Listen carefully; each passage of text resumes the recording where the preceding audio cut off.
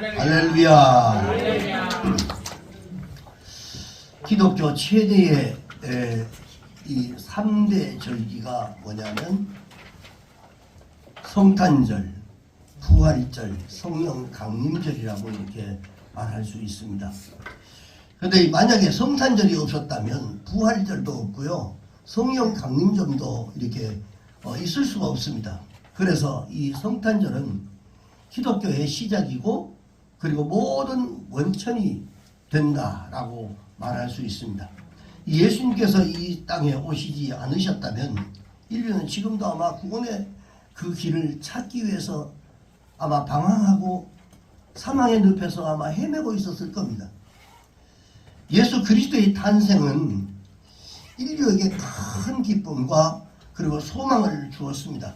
그런데 이미 오래전부터 이러한 참 기쁨과 소망을 주는 성탄절이 변질이 되어가지고 여러분 해가 거듭될수록 성탄절의 진정한 의미를 상실해버리고 그리고 변질되어 가고 있습니다.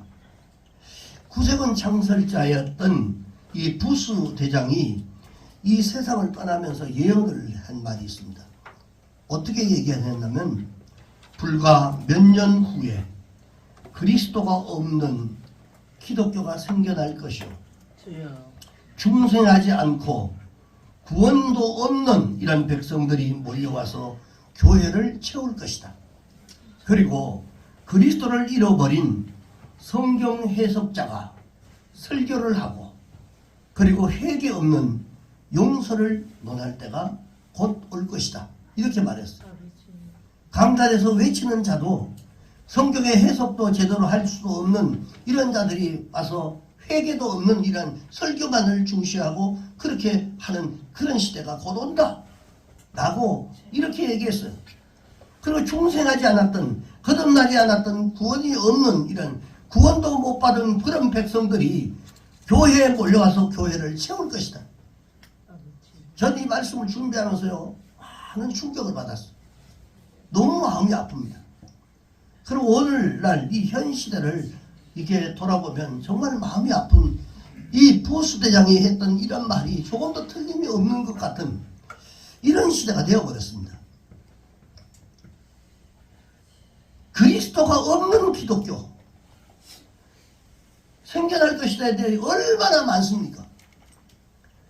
지금 우리는 예수 그리스도의 탄생의 의미를 깊이 깨닫고 살아가야 할 그런 시대가 됐습니다. 믿는 우리들이 먼저 그것을 깨달아야 한단 말이죠. 그리고 성경에는 초림이 예수님을 영접한 7종류의 사람들이 있었어요. 근데 오늘 그 중에서 오늘 본문에서 나오는 그 중에서 이 3사람은 복중에 계신 이미 이 배 안에 있는 그런 예수님을 만난 사람들입니다. 이 3사람은.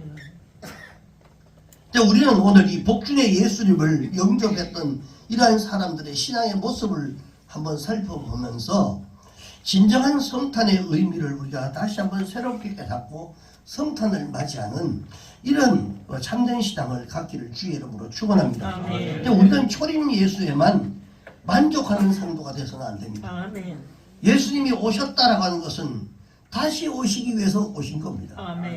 그래서 초림에만 집중되어 있는 게 아니라 다시 오실 예수를 다시 한번 생각하고, 그래서 이 땅에 오신 예수님이 다시 오시기 위해서 이 땅에 오셨다라고 하는 이 사실을 우리 잊어버리고 있습니다. 그래서 성탄절은 정말 기쁘고 행복한 소망적인 이러한 절기지만 이 성탄절을 통해서 내 신앙을 점검하는, 다시 오실 예수를 생각하고 나는 그러면 그 다시 오실 그 예수를 통해서 내가 온전한 모습으로 하나님 나라에 하나님이 원하시는 그런 삶을 살아갈 수 있을까라고 하는 자기 신앙을 점검하는 이런 절기가 바로 되어야 한다는 겁니다. 이 성탄절이 그런 절기입니다. 마냥 기쁘고 즐겁고 행복한 게 아니라 이럴 때일수록 내 신앙을 점검하는 그런 신앙이 되어야 된다라고 하는 겁니다. 자, 우리가 언급했던 오늘 본문에 나왔던 먼저 이 마리아의 신앙을 한번 봅시다. 마리아의 신앙. 누가복음 1장 30절에서 31절에 보니까 천사가 이르되 마리아여 무서워하지 마라, 내가 하나님께 은혜를 입었다. 그리고는 보라, 네가 잉태하여 아들을 낳을 것이니 그 이름을 예수라 하라고 이렇게 천사가 얘기를 합니다. 그때 천사가 마리아에게 그 아이가 큰 목자가 될 것이다. 계속해서 31절, 32절, 33절, 34절 계속 읽어보면 큰 자가 되고 지극히 높으시되 아들이다. 그때 마리아가 천사에게 나는 남자를 알지, 오늘 본문에 있는 내용입니다. 난 남자를 알지 못하는데 이 일이 어떻게 있을 수 있습니까? 라고 질문을 해요. 그때 천사가 성령이 내게 임하고 지극히 높은 능력이 너를 덮을 것이다. 그러면서 36절에 보니까 보라, 너의 친족 엘리사벳도 늙어서 아이를 가졌다. 원래 임신하지 못한다고 다 알려진 그런 것이 아니냐. 근데 이미 벌써 6달이 됐다. 이걸 이제 마리아에게 얘기를 해줍니다. 그리고 37절에 보니까 하나님의 모든 말씀은 능하지 못하심이 없습니다. 라고 고백을 합니다. 그리고 오늘 1장 38절 말씀에 보니까 마리아가 이르되 주여 주의 계집종이오니 말씀대로 내게 그대로 이루어지기를 원합니다. 그 고백을 듣고 천사가 떠납니다. 인간의 지식과 상식으로는 도저히 이해할 수 없는 바로 이 말씀이 천사 가브리엘을 통해서 이 마리아에게 전해 주었습니다. 보라, 내가 잉태하여 아들을 낳을 것인데 이름을 예수라고 하라. 처녀가 임신해서 아이를 낳을 것이라고 하는 이 말씀을 던져주고 가신 거예요. 근데 어떻게 이 말씀을 그대로 믿을 수가 있냔 말입니다. 말이 안 되는 거죠. 여기 할머니 할아버지들이 오늘 할머니들이 오늘 임신했다고 말하면 상상을 해보십시오. 이게 있을 법한 얘기입니까? 그리고 당시에 처녀가 임신하면 돌로 쳐 죽이는 이라는 법이 있었어요. 그래서 이것은 무서운 일이 아닐 수 없습니다. 그러나 마리아는 믿기지 않는 이 사실을 그대로 받아서 순종을 했습니다. 아멘. 이 마리아의 믿음이 어떤 믿음이었길래 말도 안 되는 이 말을 그대로 받아들였을까요? 마리아는 하나님의 은혜를 입은 자입니다. 아멘. 여러분, 은혜로 충만해지면요 어떤 말씀도 순종이 가능합니다. 아멘. 우리가 은혜가 충만하지 않으면 뭐 사실인 것도 그냥 불평하고 원망합니다. 그러나 도저히 내가 이해한데도 하나님의 은혜가 내 속에 임하면 그대로 순종하게 되어 있습니다. 아멘. 그리고 이 마리아는 겸손한 믿음을 가지고 있었습니다. 그리고 말씀에 순종한 믿음을 가지고 있었습니다. 그리고 하나님을 찬양하는 그런 믿음을 가지고 있었어요. 46절에서 50절 보니까 마리아가 이르되 내 영혼이 주를 찬양하며 내 마음이 하나님 내 구주를 기뻐하였으면 이 여종의 비천함을 자기가 부족하고 연약한 존재인데도 불구하고 나에게 하나님이 임하셨다라고 그렇게 보라 이제 우리는 내가 만세 나를 복이 있다 라고 그렇게 일컬을 것이다. 여러분, 하나님이 여러분들에게 이 은혜를 주셨어요. 아멘. 복받은 존재들입니다. 아멘. 그럼 마리아처럼 나는 복받은 존재라고 아멘. 그렇게 고백을 해야 됩니다. 아멘. 이게 믿음이죠. 이게 믿음. 근데 그 은혜를 입지 못하고 그 믿음이 없으면 이런 말을 할 수가 없습니다. 자기가 자기 자신에게 복을 나는 복받은 사람이다. 여러분 다 저다 여러분이 다 복받은 사람들입니다. 아멘. 그런데 복받은 사람처럼 살아야 되는데 그렇게 살지를 않는단 말이죠.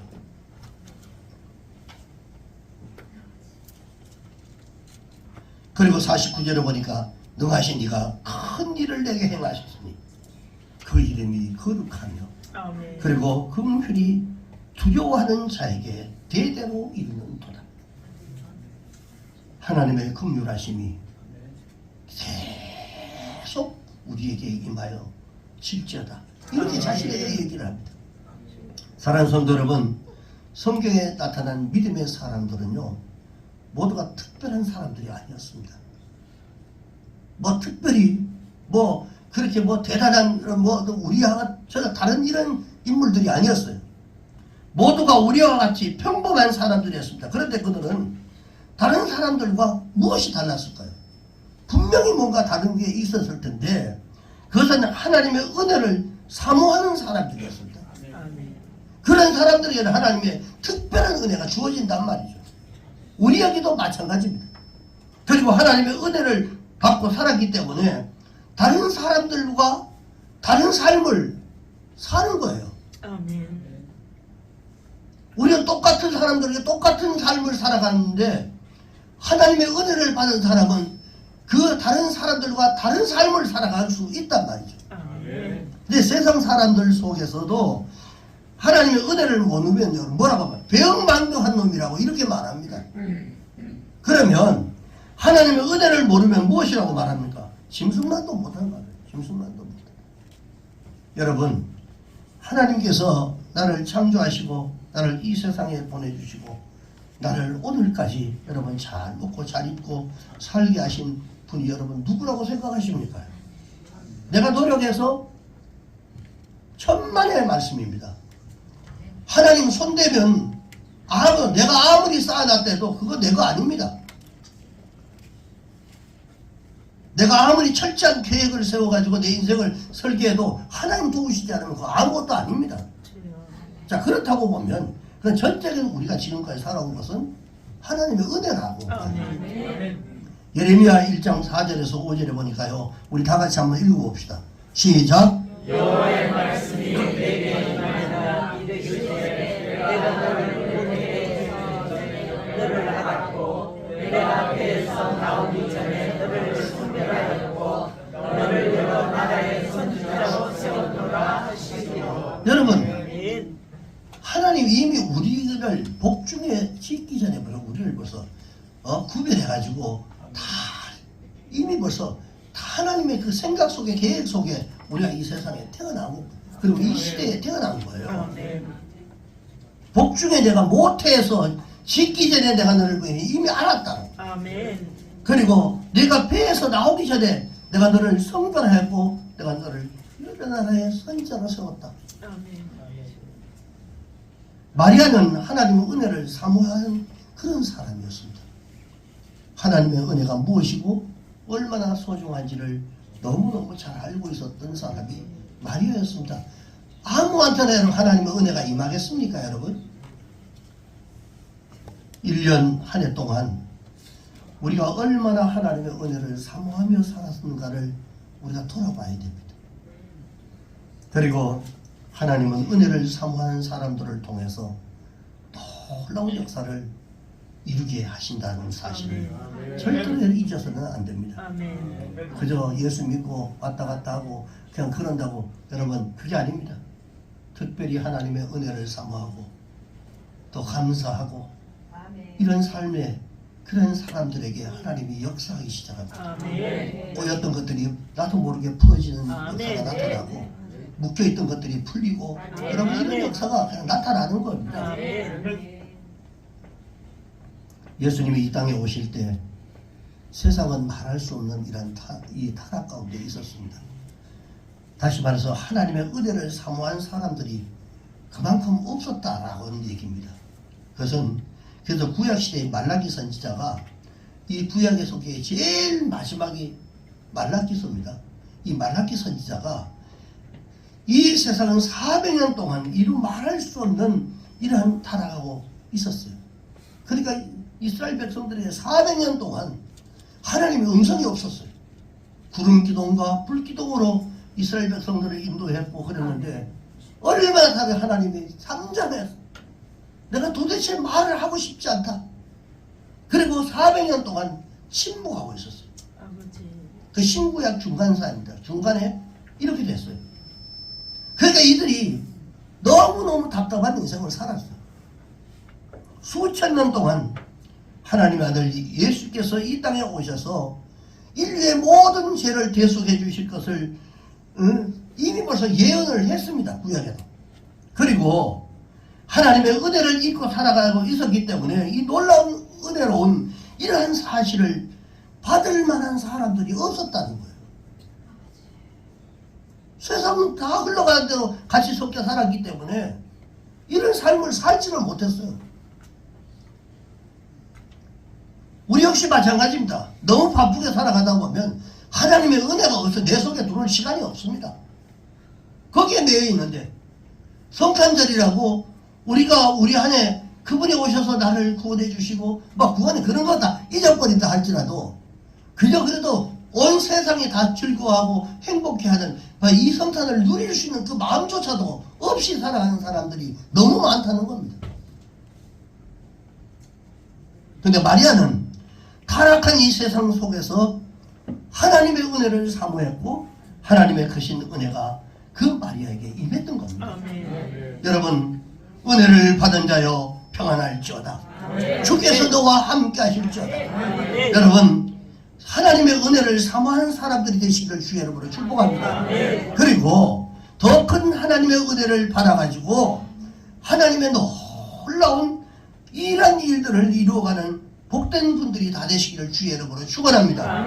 그리고 마리아는 말씀에 절대적으로 순종했던 사람이에요.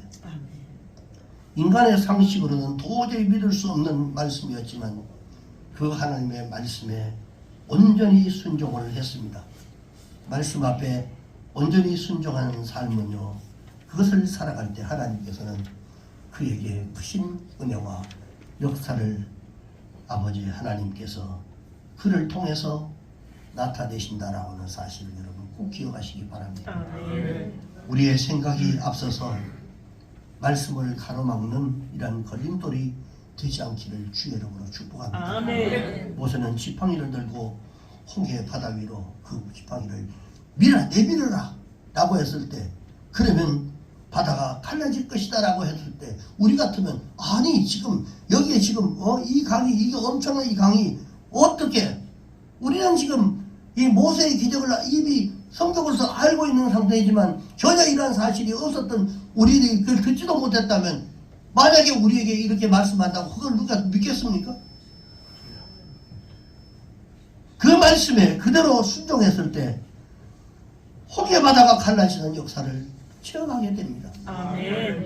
지팡이로 반석을 치라고 했을 때도 모세는 그대로 말씀대로 순종했더니 이 바위에서 생수가 터져 나왔어요.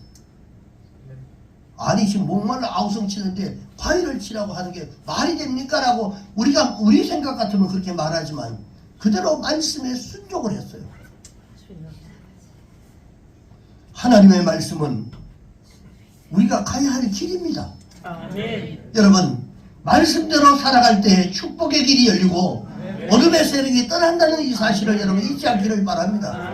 그저 말씀대로 말씀대로 살아가라 뭐 수없이 늘 맨날 듣던 소리이기 때문에 그냥 늘 듣던 그 소리 그게 아닙니다. 여러분 말씀대로 살아가라고 하면 그 말씀대로 살아갈 때에 그때 하나님의 길을 여시는 역사가 나타난단 말이죠.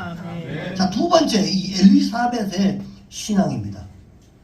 이 엘리사벳은 누가복음 1장 39절에서 42절에 보니까 우리 같이 한번 읽습니다. 시작.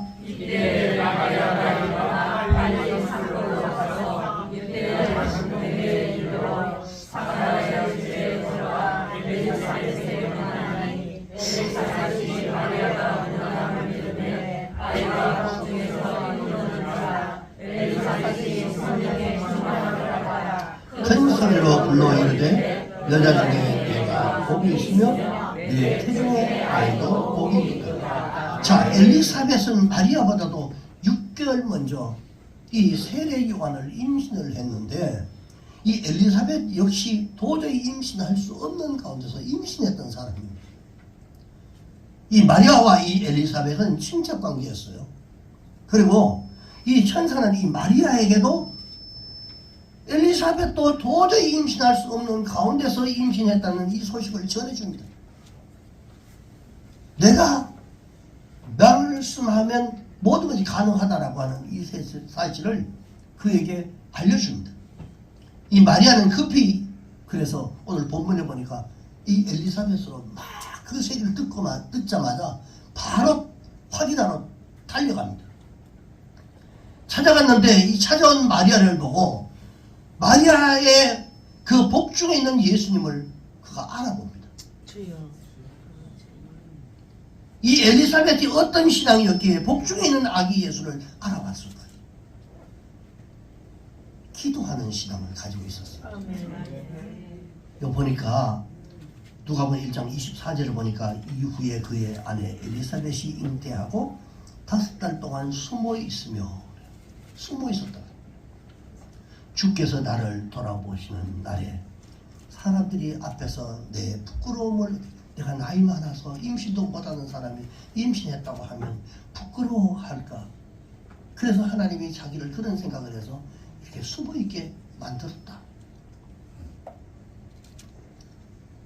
5달 동안 숨어 있었다고 여기서 얘기를 합니다.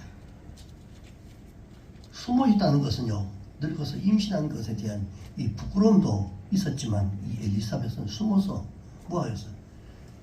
갖지를 못하는 아이를 가졌기에 그냥 숨어서 그냥 가만히 있었겠어요? 그 귀한 아들, 아이를 잉태할 수 없는 중에 아이를 받았기 때문에 그 아이에 대해서 얼마나 하나님 앞에 기도했겠어요?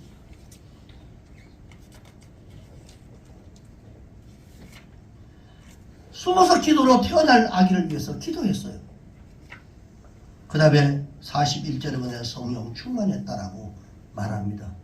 성령 충만이라고 하는 것은 저절로 되는 게 아닙니다.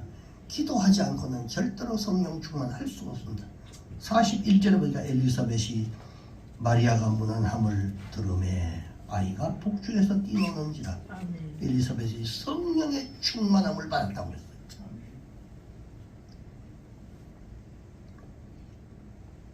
엘리사벳은 성령 충만했기 때문에 마리아 안에 있는 이 태중에 불과 며칠도 생긴 지가 며칠 되지도 않았잖아요. 며칠 되지도 않았던 이런 상태에 성령으로 잉태된 이 예수님을 알아봤다. 사랑하는 여러분, 성령 충만한 성도는요, 성탄절의 의미가 무언가를 분명히 알게 됩니다. 아멘. 결코 오신 예수에만 만족하고 기뻐하는 것이 성탄절이 아니라는 겁니다. 그것은 기도하면서 경건하게 보내야 할 이 성탄절이라고 하는 사실을 알게 됩니다. 아멘. 오신 예수에 만족하지 않고 다시 오실 예수님을 영접할 준비를 해야 하는 것이 진정한 바로 성탄절의 의미다라고 하는 겁니다. 엘리사벳의 신앙의 모습이 우리에게 주는 의미가 뭘까요? 초림 예수를 성령 충만한 가운데서 여러분 만났고 보이지 않는 예수를 보고 찬양했다는 것은 우리에게 깊은 의미를 주고 있습니다. 왜? 성령 충만하지 않으면 우리는 절대로 재림 예수를 만날 수가 없다는 겁니다. 그래서 데살로니가전서 5장 23절에 보니까요, 평강의 하나님이 친히 너희를 온전히 거룩하게 하시고 또 너희의 온 영과 혼과 몸이 우리 주 예수 그리스도께서 강림하실 때에 흠없게 보존되게 하려 하십니다. 아멘. 그런데 이 말씀 앞에, 그 앞에 22절 그 앞에 무엇을 기록해놨냐면요, 보니까 16절에서 22절 보니까 항상 기뻐하라, 그리고 쉬지마 17절 쉬지 말고 기도하라, 아멘. 18절 범사에 감사라. 아멘. 이것이 그리스도 예수 안에서 너희를 향하신 하나님의 뜻이다 라고 말하면서 19절, 20절, 21, 22절에 보니까 성령을 소멸하지 마라. 아멘. 그리고 예언을 절대로 멸시하면 안 된다. 아멘. 그리고 범사에 헤아려 좋은 것을 너희들이 취해야 된다. 그리고 악은 어떤 모양이라도 버려야 된다라고 아멘. 그렇게 말씀하셔요. 그리고 23절에 이 본문 평강의 하나님이 너희를 온전히 하고 이렇게 말씀하셨던 거예요. 자, 성령은 하나님의 영입니다. 아멘. 그래서 성령은 기쁨의 영입니다. 아멘. 여러분, 성령 충만하면 어떤 어려움 가운데서도 기쁜 삶을 살아갈 수가 있어요. 그리고 어떤 고난의 길에서도 감사의 삶을 살아갈 수 있게 만들어줍니다. 그래서 성령은 절대로 불평과 원망을 하지 않도록 합니다. 아멘. 그래서 성령 충만하면 아까 어떤 것과도 타협하지 않고 살아갈 수가 있습니다.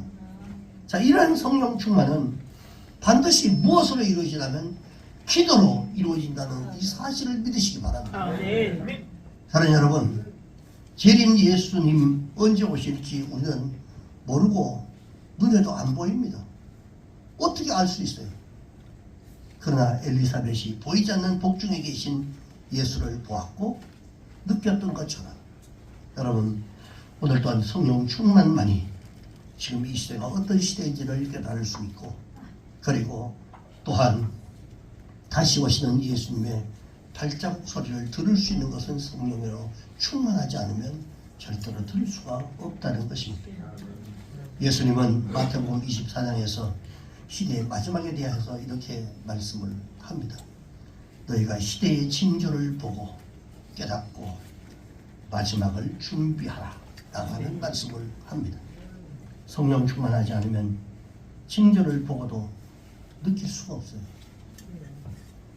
성탄절이 여러분 타락일 한 이런 모습을 보고도 그냥 지나치게 될 수밖에 없고, 전쟁의 소식을 들어도 여러분 전쟁이구나 할 뿐 놀라지도 않고, 기근과 지진의 소식을 듣고도 안타까워할 뿐 주님께서 보내시는 이것이 사인이다 라고 하는 것을 절대로 깨닫지를 못합니다.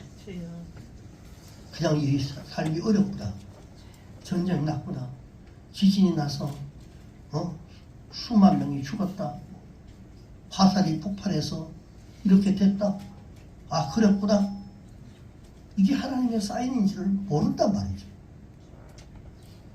우리 모두가 성령으로 충만을 받아서 여러분 다시 오시는 예수님을 영접하는 복된 여러분 되시기를 주의 이름으로 축원합니다. 그리고 마지막 세 번째, 세례 요한의 신앙입니다. 누가복음 1장 41절에 보니까 엘리사벳이 마리아가 문안함을 들으매 아이가 복중에서 뛰노는지라, 엄청난 말씀입니다. 6개월밖에 되지 않았던 아이가 마리아가 찾아왔을 때 엘리사벳이 복중에 있는 이 세례 요한이 너무나 기뻐 여러분 뛰어놀았다라고 얘기해요. 예수를 잉태해가지고 찾아온 그 모습을 보고 뱃속에 있는 6개월밖에 안 되는 그 아이가 세례 요한이 그 안에서 너무 기뻐서 벽중에서 뛰었다는 거예요.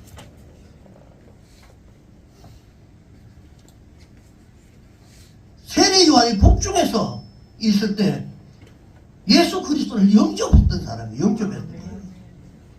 그 6개월짜리밖에 안 되는 생기나만 거기에서 예수가 왔는데, 잉태돼서 씨가 되어서 왔는데도 그걸 보고 그 안에서 너무 기뻐서 움직였단 말이에요. 뛰었단 말이에요. 그럼 세례 요한의 신앙은 어떤 신앙이었느냐? 오직 예수만 기다리는 그런 신앙이었어요. 그래서 세상과 절대로 짝하지 않는 그런 신앙이었고요, 오직 예수만을 위해서 살아가는 그런 신앙의 사람이 바로 세례 요한입니다. 세례 요한은 구약의 여러분 마지막 선지자입니다. 예수님도 이미 오시리라고 성경이 예언을 했지만 세례 요한 역시도 예수님의 길을 예비하기 위해서 이 땅에 미리 보내질 것이라고 하는 이 사실을 성경에서 이미 다 예언을 한 겁니다. 세례 요한의 특징은 철저하게 오직 예수를 위해서 살다가 33살에 목배임을 받고 순교를 하면서 자기의 소명을 다했던 사람입니다. 그 내용들은 여러분 굳이 설명을 안 해도 잘 알겠지만, 감옥에 갇혀 있을 때 예수가 오셨다는 소리를 듣고 그 사람 그럼 전달해라.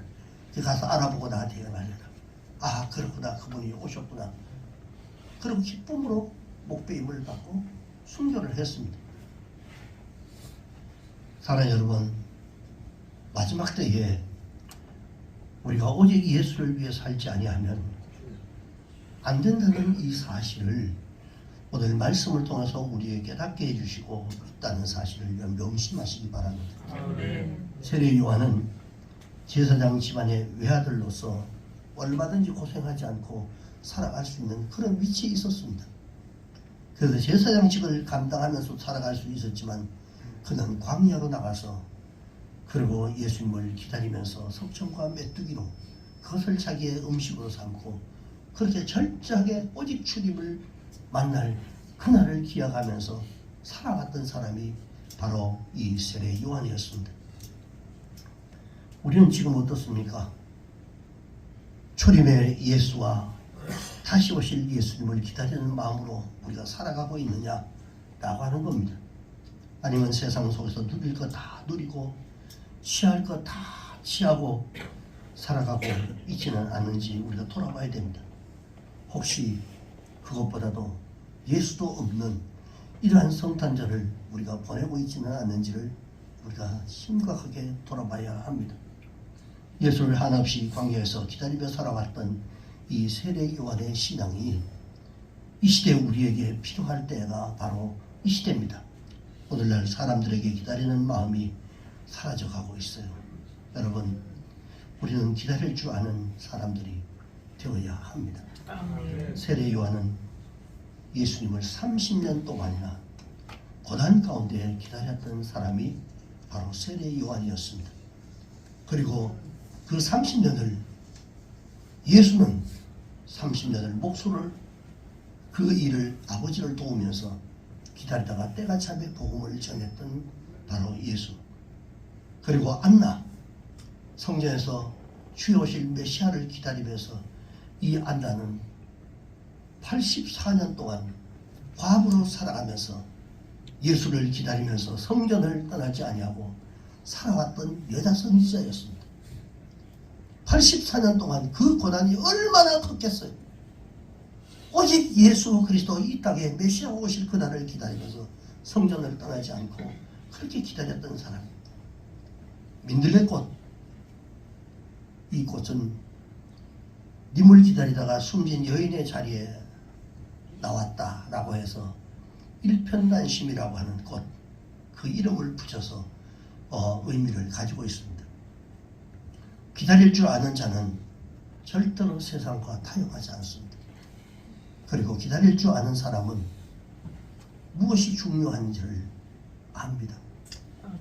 기다린다는 것은 그 사람에 대한 믿음과 신뢰가 있기 때문에 기다리는 거 아니겠어요? 만약 우리 예수를 믿지 못한다면 기다릴 필요가 없죠. 그분을 믿기 때문에. 자, 이 말을 역으로 거꾸로 얘기하면 그분을 믿지 않는 사람은, 신뢰하지 않는 사람은 기다리지 않는다라고 하는 얘기입니다. 그러나 예수님은 반드시 다시 오시는 줄 믿습니다. 아멘. 믿으십니까, 여러분? 아멘. 다시 오십니다. 아멘. 그러기 위해서 이 땅에 오신 거예요. 아멘. 성탄절을 통해서 우리는 이 사실을 다시 한번 확실히 믿는 믿음을 가지시기를 주의 이름으로 축원합니다. 아멘. 성경은 초림 예수에 대해서는 360회를 기록을 합니다. 그러나 재림 예수에 다시 오실 예수에 대해서는 1560회를 기록하고 있습니다. 그것이 더 중요하다. 그것 때문에 주님이 이 땅에 오셨다 라고 하는 겁니다. 유대인들은 오시겠다는 이 메시아를 기다다가 타락한 민족이었습니다.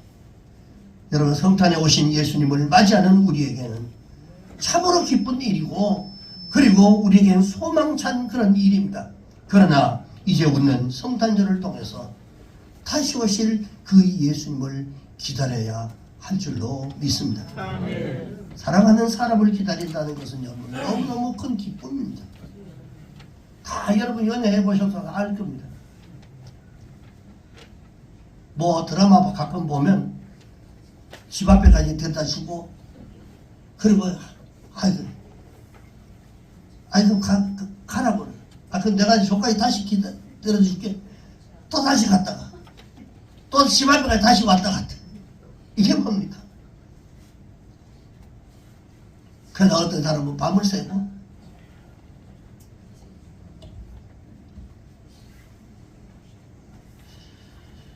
구약에 예언됐던 예수 그리스도는 이 땅에 말씀대로 오셨습니다. 그렇다면 다시 오실 예수님도 분명히 다시 오실 것입니다. 아멘. 요한계시록 22장 20절에 보니까요, 이것을 증언하신 이가 이르시되 내가 진실로 속히 오리라 하시거든. 아멘. 아멘. 주 예수여 오시옵소서. 아멘. 요한계시록 제일 마지막 그리고 그 한 두 절 앞에 이 말씀을 하고 있습니다. 성자들을 통해서 더욱더 하나님의 은혜를 사모하는 여러분 되시고, 그리고 성탄절의 기쁨이 여러분의 가정과 모든 생활 본사위에 충만히 임하기를 주님의 이름으로 축복합니다. 기도하겠습니다.